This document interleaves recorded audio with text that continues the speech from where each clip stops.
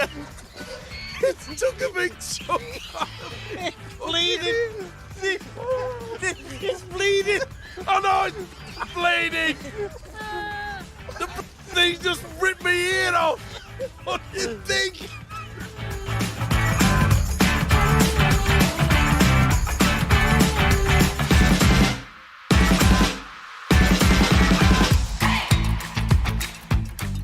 Hello again and welcome to the post-grand final edition of Eddie and Stevo, the podcast. Again, this week, I'm at home here in the UK. Stevo is 12,000 miles away and still holed up in a hotel, look, albeit 5-star, before he gets allowed out to go home after 14 long days.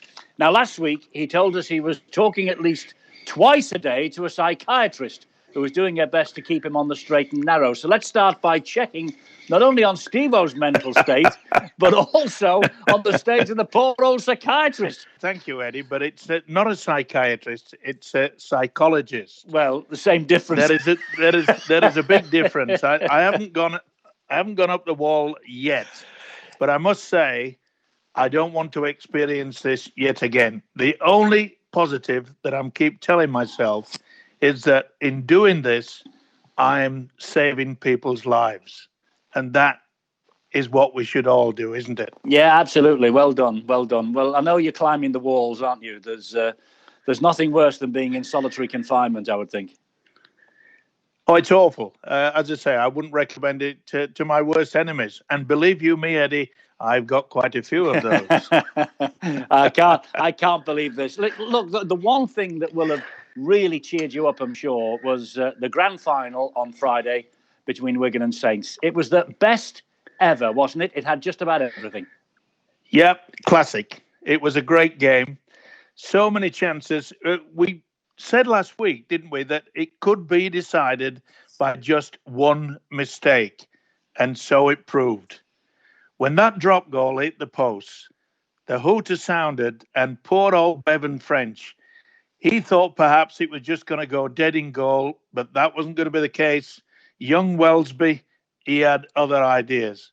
It was just a fantastic game, very much defensive on both sides, not many opportunities, but it was so close. It could have gone either way, couldn't it? Oh, absolutely. Cigarette paper between the two teams. Has it received any grudging praise from the Australian press and the media? Oh, it's got a lot of press over here, and as the fact that even some of the headlines are saying the best game ever in a grand final. Now, that's saying something for the Aussies to put up with that. But there were so many opportunities. You know, Bibby running, he overran the ball. Teo was offside. Roby went close. Hardacre was held up over the line. And then, of course, Hastings, the high shot that got on Farage, that got the penalty to make it all square. Amazing. But there's reports, Eddie, about the height of the goalpost. Do you know anything about this? Well, I've spoken to the officials at Super League, and they have got full-size international posts that they normally use for Old Trafford. But the KCOM Stadium was asked about this, and they said they had the taller posts to put in. So I think, and I mean, I wasn't there, obviously, but looking at the television, I think the posts they used on Friday were bigger and taller than they normally are for a Hull FC match. So, yeah, I mean, certainly the post looked taller to me as well. So, in effect, then, if they would have used the home posts that Hull FC normally use, that ball would have gone over the top, wouldn't have bounced back, and then it would have been left up to the referee to decide from a far distance whether it was in or whether it was out. Absolutely. And I bet you what, Chris Kendall will have been breathing a sigh of relief that he didn't have to make that call. Listen, while we're talking about Chris Kendall, I think you owe a bit of an apology to him, because I think he handled the game well, didn't he?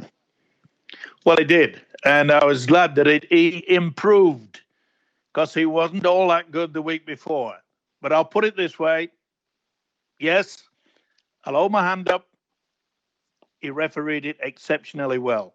There's a few things that we see in finals, often we're seeing at Wembley, where sometimes they just let the game flow. But the defense was so strong, and some of the hits were outstanding. But he let it go. He let it get right into it. I mean, there was no crowd there, but I don't know about you, Eddie, but I felt the atmosphere. Oh, I was on edge. I was on edge all the way through it. Absolutely. It lacked for nothing. And I know the crowd, it would have been, massive crowd had it been at Old Trafford, but it certainly didn't affect the players or the referee. That is for sure. You mentioned a few talking points. Let me ask you a couple of questions. Do you think it was a high shot by Jackson Hastings on Theo Farge for the Saints penalty that put them level? You do? Yes. Didn't it not start on the chest, come over the top and hit him on the top of the head? No? I don't go for this, people saying that, your first attempt was on the chest. It's where you finish up. I mean, it finished up into the face of Farge. So it was simple as that. It was a penalty. But the thing that I would like to talk about more than anything, and I'm sure a lot of the Wigan fans will be wanting to see the same thing, did he push French before he got his hand onto the ball? Well, it was a foot race, wasn't it? It was a foot race. And there was a bit of a right arm came out from him, but you couldn't really call it a push, I don't think. Well, I look at it this way. According to the rules of the game, if two players are running for the ball at the same time, you can use your shoulder, but you can't use your arm. Now, as far as I was concerned, I thought Welsby used his right arm to more or less get in front and prevent French getting to the ball. But that's all fish and chip paper now. It's all done and dusted. Nothing we can do about it. It is. And Jack Welsby, at 19 years of age, I think he could have the freedom of the town of St Helens right now. Youngest player on the field. Let me ask you this. Was he onside from the drop goal attempt by Makinson? His feet looked okay. His body was obviously leaning forwards as he set off, which is fine in our game. In the Premier League, of course, and their VAR, a lot of football fans have said to me it had been pulled back for offside because an elbow or a fingernail was ahead of the ball. Well, his feet was behind or level. Now, as far as I'm concerned, that's fine. And I just hope that the Football Association get the grip together and just say, listen, utilize where the feet is, not whether your body's leaning forward. Yeah. And I've seen so many games now where they've been pulled up for offside when it's been a great goal, just because an arm has gone out of it. All they have to do is simple. What we do in rugby league is, where are your feet planted on the ground? It's a lot simple. I agree. It's a lot simpler. Yeah, I agree 100%. I mean, that's the beauty about the rugby league video referee system, isn't it? I mean, it blazed the trail early on, and it's showing now how video reviews should be done. I know a lot of people don't like it. You've said on this already that you hate it, but it proves that on a big occasion you get the decisions right. Yeah, and I think it's fair that you should do that. The one thing I hope we don't bring into the play is this captain's challenge. I hate it. I think it's a waste of time. The Aussies do it, and it doesn't do our game any good. But getting back to that game, Eddie, it was a sheer classic. And you will be pleased, or maybe not pleased to hear, that the wide to west has been overtaken by the Welsby try. No, I'm not having that. I am not having that. I heard James Graham refer to it, saying after the match, maybe, perhaps this is, overtaken wide to west. Let me put a case for the defence for wide to west. Wide to west, as you know, started 20 metres away from the Saints line, okay? And they went left, right, centre and up and down the left-hand side, and joint, scored in the corner. That was a fantastic try. I will take nothing away from the grand final on Friday. For drama, excitement and everything else, brilliant. But it will never eclipse wide to west. They will never take that wallpaper down in the Saints Lounge. Never. Well, I think at the side of it, they might have a few words to say about young Welsby's try. I think they might. You can't tell me that they're just going to ignore that. No. I reckon it'll. Well, I'll put it this way. How about 50-50? I'll go with you. No, White to West.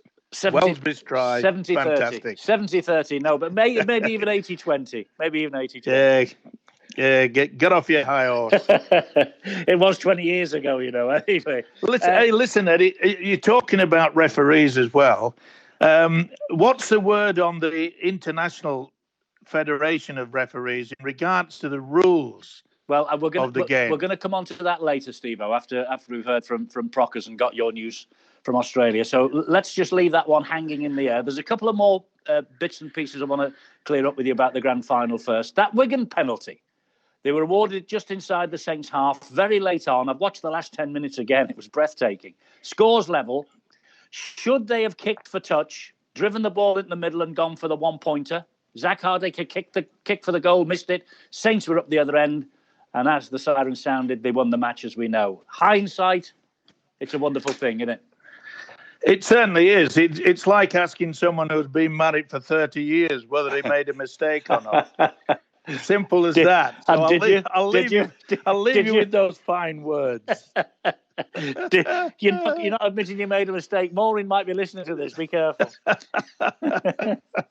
The other thing that must have had you on your feet in your little hotel room there, the attempted drop goal by Tommy Makinson. He's only kicked one in his career before, and that was in the grand final last year. And that was his first ever drop goal attempt, and he fancied his chances, didn't he? Well, he did. I mean, he got it long enough and high enough, and as I say, the new post certainly helped him. But a lot of people are also saying, what about the fact that they turned down the chance to add the extra 2 points?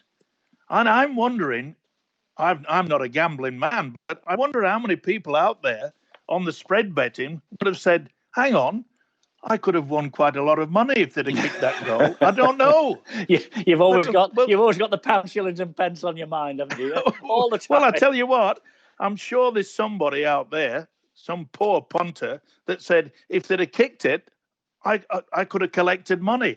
I don't know. I'm not a gambling man. Well, but I'm sure there's got to be. I'm sure there's somebody out there that will be pulling his hair out.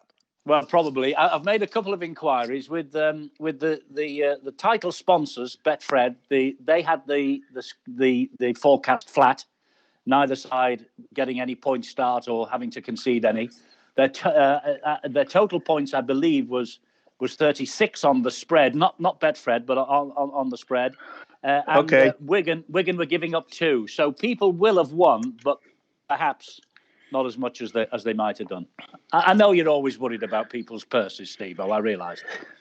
Well, you've never seen my wallet, Eddie. You know that. No, you're right there. You're right there. The only thing that's seen your wallet is the moths. Let's just be serious for a minute. The sheer class that was shown at the end of the grand final, as Sean O'Loughlin. I mean, he must have been absolutely heartbroken. James Graham was emotional, as he should have been. But Sean O'Loughlin bowing out on the losing side. He left the field through a guard of honour from the Saints players, and he was clapped every step of the way from the field into the tunnel and then on the way to the dressing room. What a fantastic moment that was. And doesn't that say a lot about this game? That's why I keep saying it's the greatest game of all. Simple, truthful. The way that they just stood aside and said farewell to a true champion. He has been outstanding for Wigan. He's done wonderful things for his country, playing the greatest game of all, rugby league. Yes, it was a marvellous moment, and a great moment too for James Graham. He won his first grand final, and he's won his last grand final in between. He was on the losing side, so no wonder he was emotional. Yeah, and I thought it was also nice that instead of just clapping O'Loughlin off the field, he embraced him, and that was a tearful moment for both of those players. One saddened, the other one was just cock a hoop about it, and the films, or should I say that the TV coverage of of Graham just like going absolutely crackers over the fact. What a way to finish his career.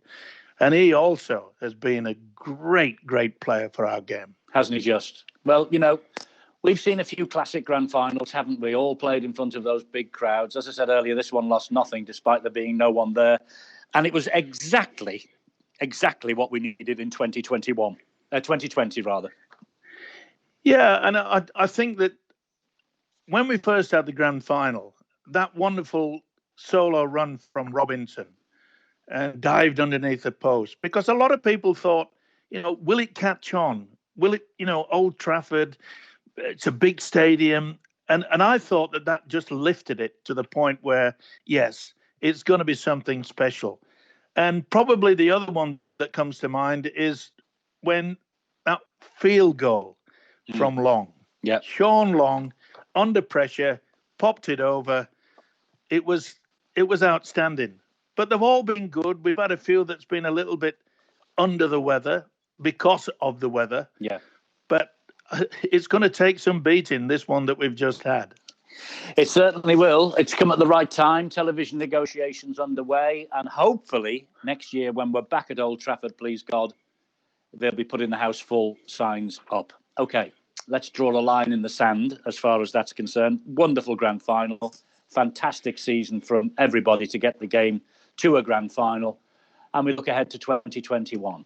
Let's pause then now. It's that time of the podcast where we bring in the world brain of rugby league, the one and only Ian Proctor, for our new regular brain teasers. Last week, you may remember, it was all about the grand final. 2 questions to get you thinking. His first was in deference to Sean O'Loughlin, who last Friday played in the match at Hull, setting a record 17 years after his first grand final appearance. So, here we go.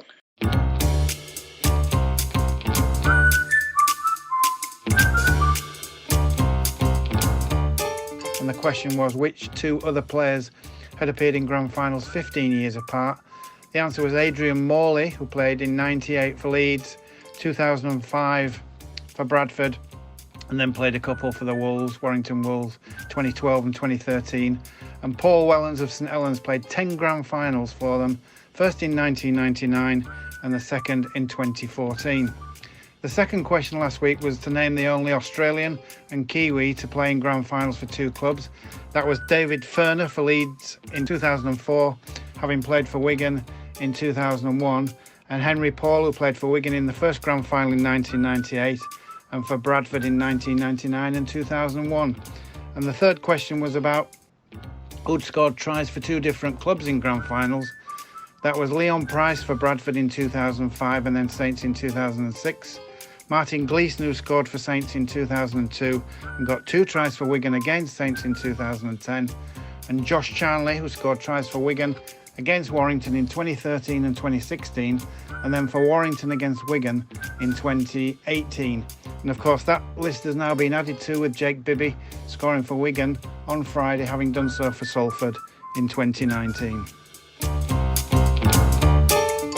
Well, fantastic stuff from Ian as always, Stevo. And Jake Bibby, with his try in vain for Wigan on Friday, therefore enters the record books. He scored tries in successive grand finals now for 2 different teams. It's amazing, isn't it? How on earth does he sleep? Ian? Does Ian Proctor sleep, or does he just continually look through the record books? He's amazing. He is. And I thought you were asking whether Jake Bibby slept. I don't think he probably has slept since Friday. He must have nightmares trying a grand final, ending up on the losing side. Never mind. On now to this week's questions. Remember our criteria. 1, which could be classed in some quarters, present company accepted, as relatively easy. And the other is Proctor's weekly stinker of a question. And this week they both centre around the Dream Team and the Man of Steel Awards, which were announced 7 days ago.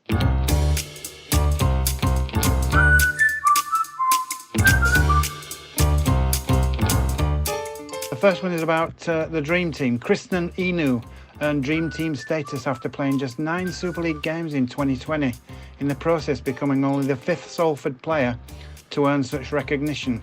Can you name the other 4 Red Devils to have played or been selected for the Dream Team?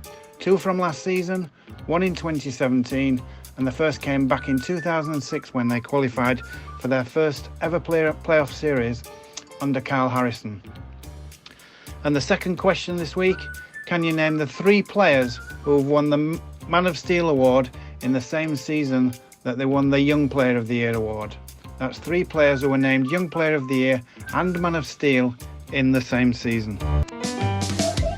Stevo, I think I've got one of those players to be named Young Player of the Year and Man of Steel in the same season.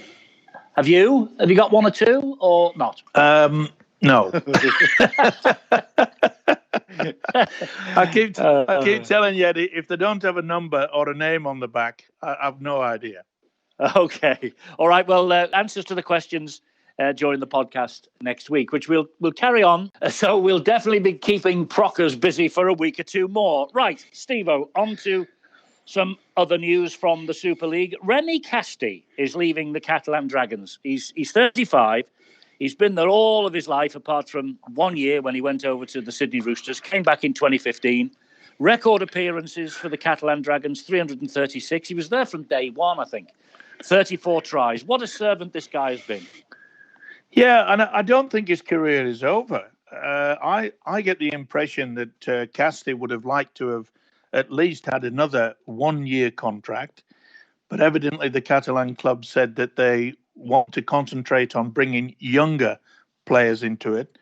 I can understand that. McNamara has been quoted as saying they've got to go for the younger players. But I don't think he'll hang up his boots. Maybe there might be an offer from Toulouse, especially if Toulouse actually get that 12th spot and come into Super League. Well, that'd be a story, wouldn't it? If he moves up the coast and goes to Toulouse from the Catalan Dragons, he'll get a bit of stick there, won't he? You know what they're like in Catalan, Stevo. They thought you were the video referee once. Yeah, but let's all remember that, good wine from that area. Oh, yes. I knew you mentioned that as well. Also, news from Super League. Ben Flower has left Wigan. He's gone to Lee. That's another short drive for Ben. And Anthony Gelling, he's left the Warrington Wolves.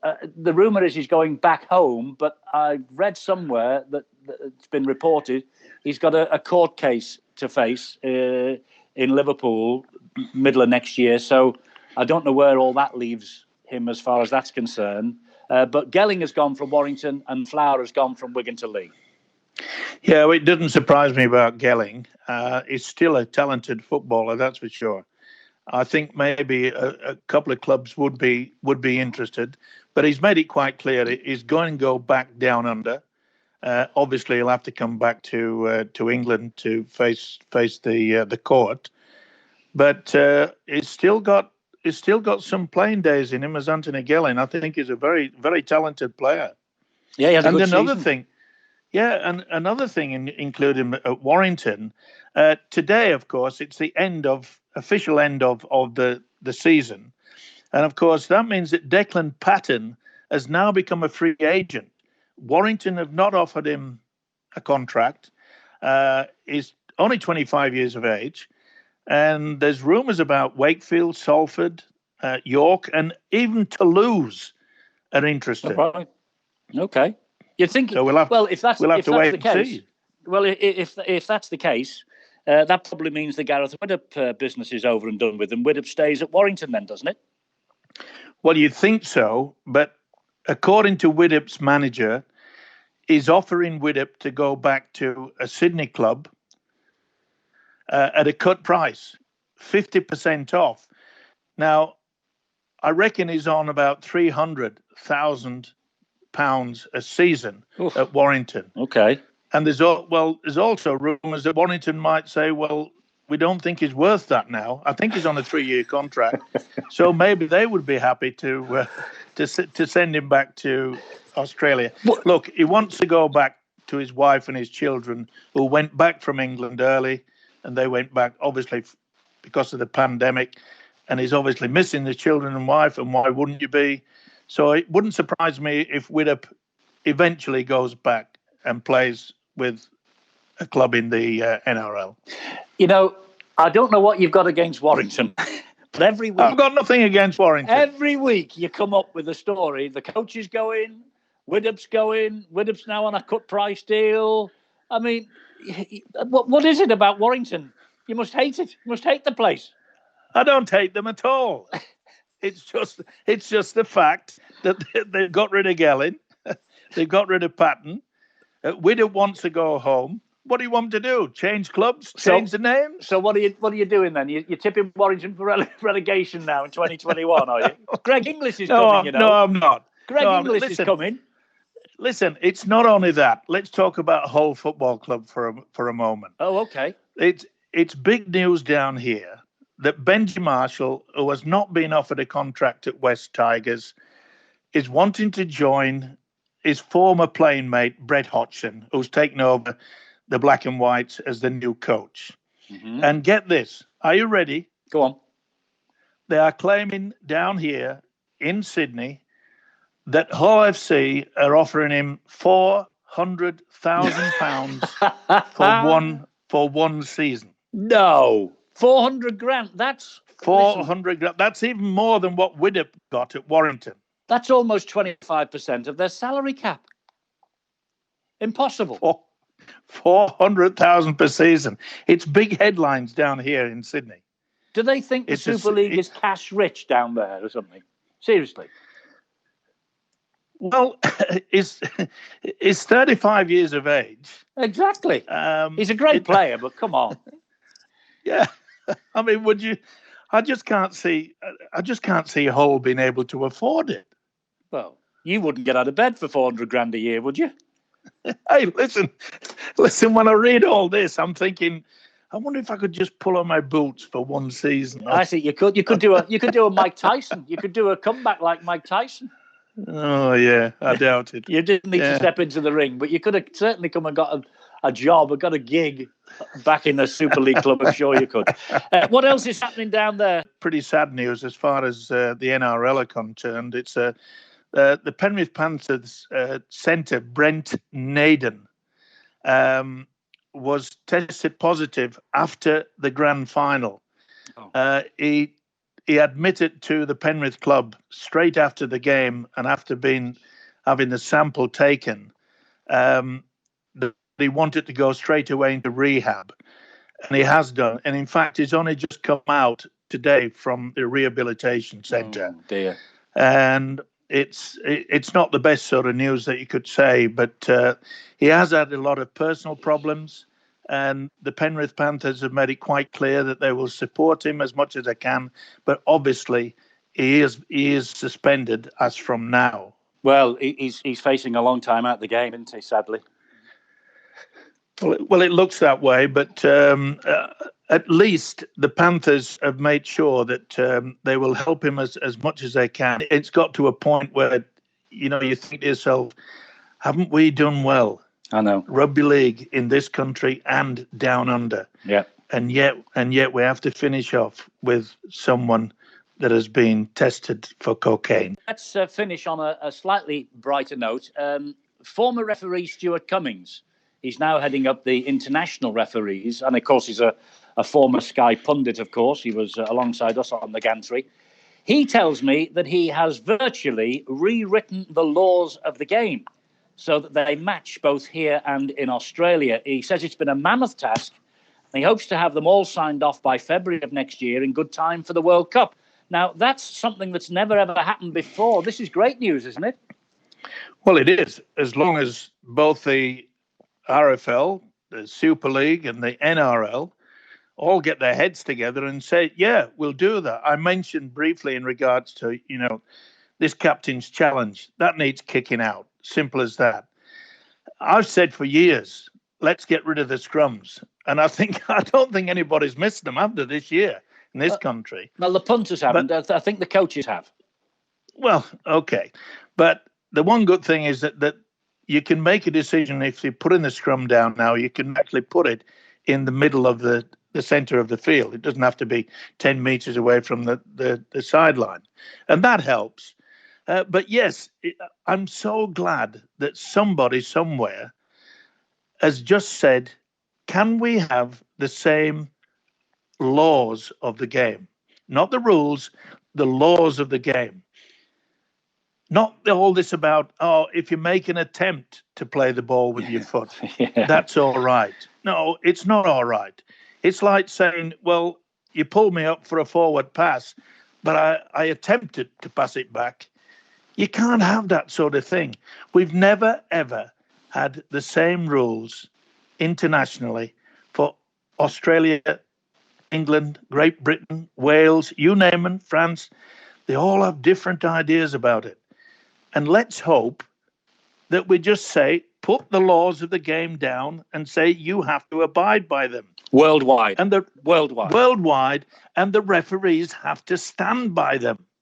Agree with you. Simple as that. And talking about the World Cup, Eddie, I found out over the last couple of days that the World Cup tickets are selling very well indeed. And in fact, the thing that surprised me is that there has been more tickets sold in the south, in and around London, for the World Cup than there have been sold all up in the north of England. Wow, that's good. That is now, good news. I just hope that all that information of people who have actually bought tickets, I'm wondering whether it could be just tied into public relations, promotions, and let the London Broncos know who these people are that are actually purchasing these tickets. It would be a huge boost. We've still got to remember we've got to spread the game. We have not got to be frightened. No, not to be frightened. And that's one thing perhaps I'm a little bit sad about, the fact that Toronto failed. Spreading the wings is vital for the future of the game, and maybe they'll give the Broncos the spreadsheet of who did buy these tickets, and they can tap into them. We'll keep our fingers crossed. Just back to Stuart for a minute. Another great development he's told me about is that he will be setting up referees' squads ahead of the World Cup, and he will be in sole charge of appointing the referees for next year's tournament. There'll be no committees, there'll be no meetings behind closed doors, there'll be no coaches, there'll be no managers, just Stuart Cummings. Now, that's another thing that's got to be a step entirely in the right direction, hasn't it? Well, it has, if it's a success. And believe you me, if it's not a success and some of the referees are not up to standard, and I'm sure Stuart will make sure that they are, but I'll guarantee if there's a bit of a mix-up, a bad decision or a few bad decisions, etc. and so forth, you'll be on the backs. You'll be on the backs. Well, I will, but more to the point, so will the coaches. International coaches will be saying, well, you let this go and you penalise us on this or whatever. And I'm sure that Stuart Cummings, look, he's been a trailblazer in regards to making sure that the rules and regulations, it's a wonderful idea. First time ever to get them all together. And I'm sure that he will have all the coaches in from all the countries to explain what will occur. You have to play the ball with your foot, not an attempt and roll it back. Well, let's see. We'll no doubt talk about that in 2021. Look, I'm not going to wish you a happy Christmas and a peaceful, prosperous, and more importantly, healthy new year just yet. We'll do that later on in the year. But you're released. You're released from your 5-star prison later this week. Are you going to be in any fit state when you get out to join us in 7 days' time? Because I'm sure the Sauvignon Blanc is going to take a real hit. It already has. It already has. Yes. Come Friday afternoon, the Australian government will open the door and I will be free to see my family, to see my children, to see my wife, see all my relatives, but most of all, to get some fresh air. By this time next week, Eddie, I will have my feet in the pool. And Maureen will say, some bloke called Eddie is wanting to talk to you. As it happened 30 years ago, and look what happened to us all then. Amazing. Is it 30 odd years? It is. 1988. 1988 we first got together. Deary me, you only get 15 years for murder. I know. And you said 30 years. I've been married for 30 years. Was it worth it? Well, it has been. It's been worth it getting married to you, old boy, I'll tell you. Well, listen, I'd like to just thank everybody for the fans, keeping a track of what's going on. But you've got to applaud all the players, even the referees, anyone that's been associated with it, the broadcasters, the people who have had to do the medical teams, etc. They've done a marvellous job. And I'd just like to say on behalf of both of us, Eddie, that thank you very much, because it's bad enough to be holed up in this one room, but it would have been worse if there was no rugby league to watch this year.